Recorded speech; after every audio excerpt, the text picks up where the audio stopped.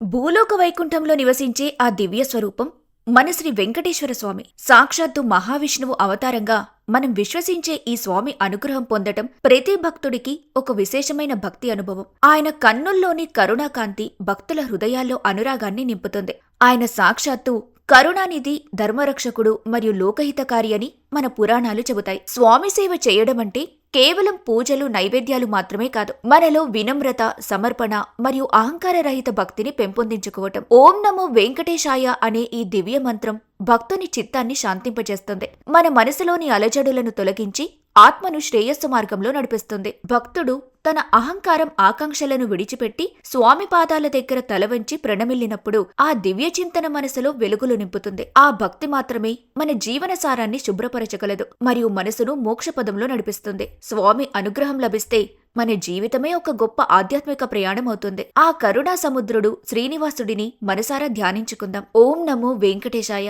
భూలోక వైకుంఠంలో నివసించే ఆ దివ్య స్వరూపం మన శ్రీ వెంకటేశ్వర స్వామి. సాక్షాత్తు మహావిష్ణువు అవతారంగా మనం విశ్వసించే ఈ స్వామి అనుగ్రహం పొందటం ప్రతి భక్తుడికి ఒక విశేషమైన భక్తి అనుభవం. ఆయన కన్నుల్లోని కరుణాకాంతి భక్తుల హృదయాల్లో అనురాగాన్ని నింపుతుంది. ఆయన సాక్షాత్తు కరుణానిధి, ధర్మరక్షకుడు మరియు లోకహితకారి అని మన పురాణాలు చెబుతాయి. స్వామి సేవ చేయడమంటే కేవలం పూజలు, నైవేద్యాలు మాత్రమే కాదు, మనలో వినమ్రత, సమర్పణ మరియు అహంకారరహిత భక్తిని పెంపొందించుకోవటం. ఓం నమో వెంకటేశాయ అనే ఈ దివ్య మంత్రం భక్తుని చిత్తాన్ని శాంతింపజేస్తుంది. మన మనసులోని అలజడులను తొలగించి ఆత్మను శ్రేయస్సు మార్గంలో నడిపిస్తుంది. భక్తుడు తన అహంకారం, ఆకాంక్షలను విడిచిపెట్టి స్వామి పాదాల దగ్గర తలవంచి ప్రణమిల్లినప్పుడు ఆ దివ్య చింతన మనసులో వెలుగులు నింపుతుంది. ఆ భక్తి మాత్రమే మన జీవన సారాన్ని శుభ్రపరచగలదు మరియు మనసును మోక్షపదంలో నడిపిస్తుంది. స్వామి అనుగ్రహం లభిస్తే మన జీవితమే ఒక గొప్ప ఆధ్యాత్మిక ప్రయాణం అవుతుంది. ఆ కరుణా సముద్రుడు శ్రీనివాసుడిని మనసారా ధ్యానించుకుందాం. ఓం నమో వెంకటేశాయ. భూలోక వైకుంఠంలో నివసించే ఆ దివ్య స్వరూపం